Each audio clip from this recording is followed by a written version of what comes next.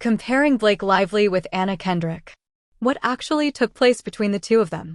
You have seen the headlines, and you have watched the movie, but what you do not know is that director Paul Feig created a twisted and toxic rivalry behind the scenes, all with the intention of tricking you into purchasing tickets. The following is not Hollywood rumors. Psychological warfare is being waged here. After his career was left hanging by a thread as a result of the failure of his Ghostbusters project, Feig was desperate for a hit, so he turned a simple favor into a real-life thriller. He weaponized Blake and Anna's insecurities, leaking fake stories to tabloids, and pitted these two stars against each other like pawns in his shit game. Think their feud was just good acting? Don't be too sure. According to the allegations, Feig influenced their every action, gaslighting Anna into emotional breakdowns, fueling suspicions that Blake was a diva, and even pressuring them to give the impression that they were sisters for the cameras. What is the end result? A $97 million box office smash, and two devastated actresses left cleaning up the pieces. Can you tell me how far Feig went? And why would Blake and Anna play along?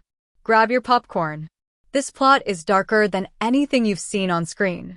Let's expose the ugly truth Hollywood doesn't want you to know. After Feig's Ghostbusters reboot bombed harder than a Tesla on autopilot, Hollywood called him box office poison. Enter A Simple Favor, a campy mystery about a mother blogger, Kendrick, and a gorgeous sociopath, Lively. Zip behind those shiny trailers? A war zone. According to King, Feig, ravenous for a hit, morphed into a mad scientist, weaponizing Blake and Anna's darkest vulnerabilities. Lively, fresh off producer duties and noted for her alpha energy, clashed with Feig's wild direction. She allegedly seized screenplay meetings, demanding rewrites to make her character ruthless, while Kendrick, the indie star, was gaslit into a nervous wreck. Feig reportedly urged her to crank up the awkwardness until she cried between takes. But wait, it gets darker. Rumor has it Feig distributed bogus tales to tabloids, presenting Blake as a diva who refused to share scenes with Anna, while painting Anna as resentful of Blake's producer job. Crew sources disclosed that Feig would edit sequences overnight to position them against each other, including having Blake's character insult Anna's shabby attire, or inserting sarcastic lines about try-hard attitudes. He'd whisper to Blake, "Anna's grumbling you're stealing her shine." Then tell Anna, "Blake thinks you're amateurish." It was high school Mean Girl shut shed, but with Oscars on the line. The tension was so intense insiders dubbed the set the Hunger Games mommy blogger version, with crew members putting bets on who'd snap first. Here's the twist. Blake, a shrewd industry vet, apparently saw through Feig's games. She fought back by exercising her producer power, rehiring staff Feig sacked, and demanding final cuts of scenes. But Anna? She became Feig's pawn. During the famed drunk confession scene, where her character dramatically unravels, Feig reportedly berated her performance as not vulnerable enough, then secluded her in her trailer for hours to marinate in the anguish. What is the end result?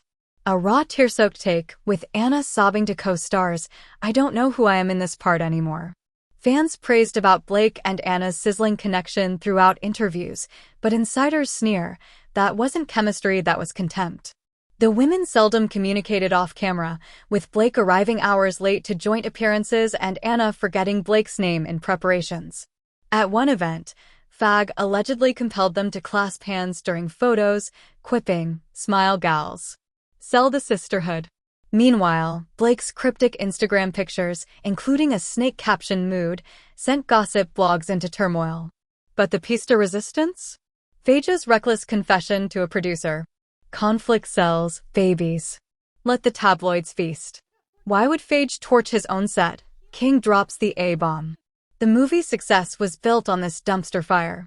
Feig realized the script was mid, so he arranged a real-life feud to dominate media.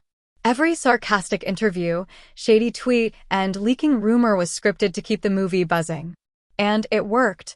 The picture grossed $97 million, with critics complimenting the tangible tension between the stars. But at what cost?